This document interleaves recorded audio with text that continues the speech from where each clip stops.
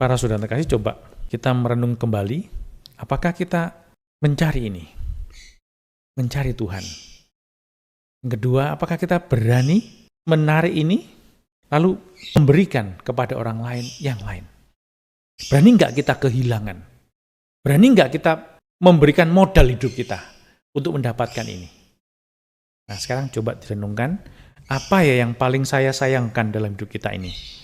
Apa yang paling saya berarti, yang saya pegangi, yang saya takuti? Berani nggak ini saya berikan supaya saya punya ruang untuk mendapatkan ini? Kerajaan Allah itu seumpama seorang pedagang yang mencari mutiara yang indah. Setelah dijumpainya sebutir mutiara yang mahal harganya, ia pergi menjual seluruh miliknya, lalu membeli mutiara itu. Dalam nama Bapa dan Putra dan Roh Kudus. Amin. Rahmat Tuhan kita Yesus Kristus, cinta kasih Allah, dan persekutuan Roh Kudus bersamamu dan bersama rohmu. Para saudara terkasih, Tuhan itu ada di tengah-tengah kita, tetapi kita perlu mencarinya. Loh, sudah ada kok tapi perlu mencari? Ya, karena Dia kerap kali tidak bisa dikenali karena keterbatasan kita.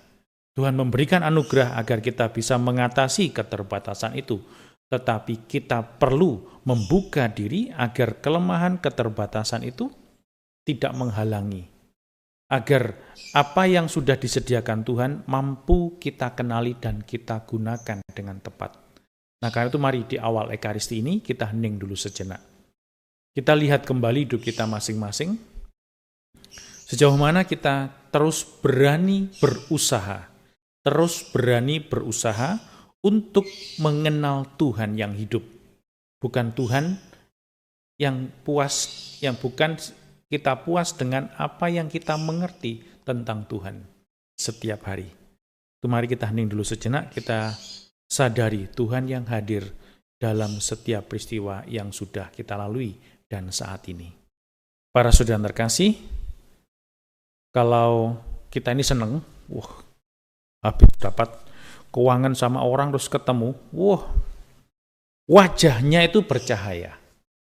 Hidup artinya itu, hidup penuh gairah, penuh dengan semangat. Itulah kalau orang dekat dengan Tuhan, seperti Musa tadi itu, dekat dengan Tuhan, maka karena dia dekat dengan sumber rahmat yang penuh dengan kegembiraan, maka dia ikut terimbas kegembiraannya. Maka tadi katakan wajahnya bercahaya, wajahnya menjadi berkilau-kilau sampai Musa sungkan, ditutup lagi wajahnya, ditutup sampai dia masuk lagi. Tapi orang dekat dengan itu ditakuti, iya, disungkani, ditakuti, lalu tetapi orang ini terus ayo dekat, dipanggil. Jadi itu kan memanggil. Orang yang dekat dengan Tuhan itu tidak menjauh dari sesamanya, tetapi justru mendekat ke sesamanya. Cahaya imbas kehidupan ini menjadi kegembiraan bagi orang lain juga. Menjadi sukacita bagi orang lain juga. Nah, kita diundang dalam dua perumpamaan dalam Injil tadi itu. Yang pertama, untuk mengerti kerajaan surga itu seperti harta yang terpendam. Yang kedua, seperti seorang pedagang. Jadi harta yang terpendam.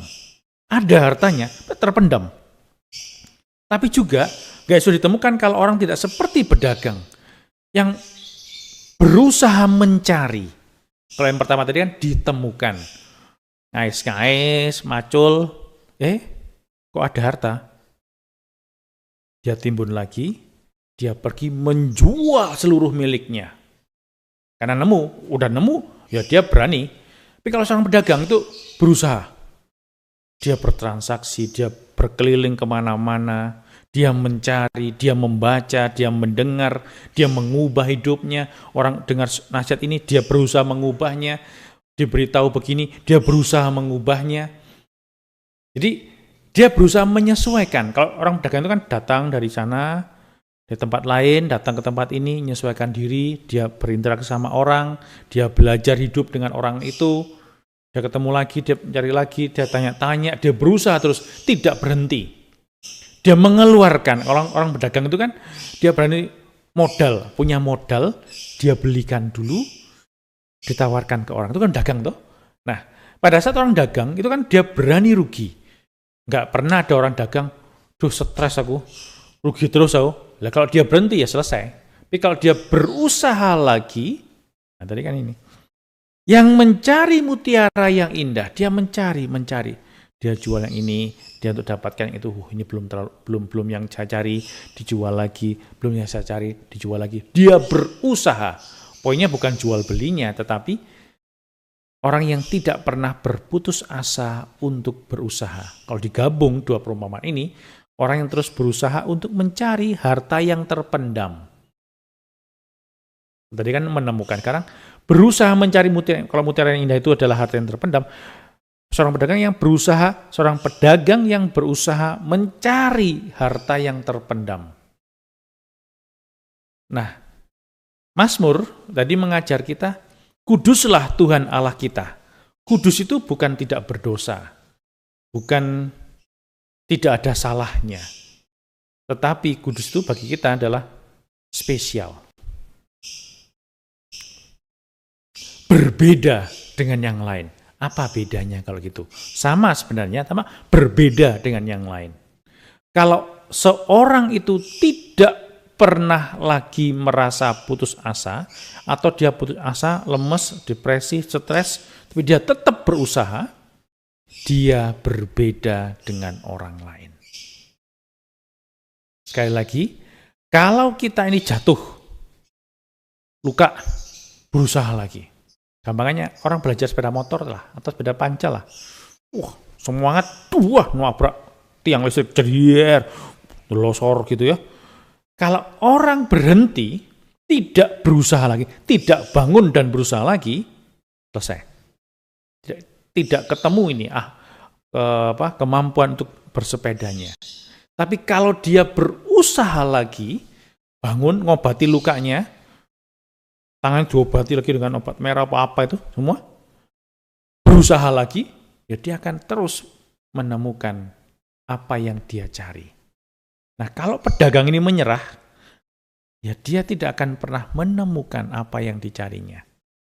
Pertanyaan besarnya adalah, apakah kita mencari Tuhan sebagai yang satu-satunya?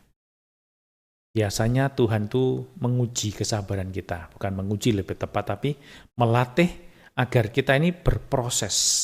Tuhan itu bukan Tuhan yang instan, tetapi Tuhan kita adalah Tuhan yang membiarkan kita berproses. Dari kecil terus belajar, naik, jatuh lagi, dia biarkan.